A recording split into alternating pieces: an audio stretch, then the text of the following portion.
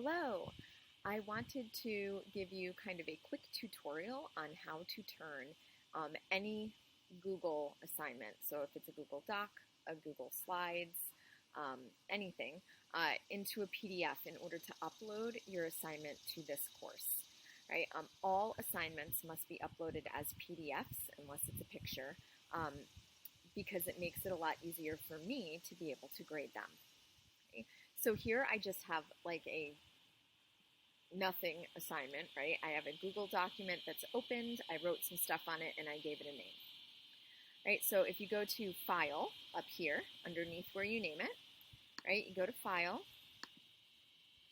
and then you go to Download, and the little arrow brings you to a whole list of ways that you can download it.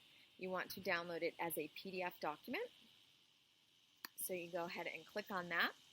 And then you can see down here on the bottom, right, I did this once before, right, but you do it down here and you can see that it shows up right here, right? You can also get it, it immediately saves it into your download folder. So it will be there as whatever you named it, .pdf, in your download folder, right? So you can find it there and then you will upload it to the assignment in Canvas.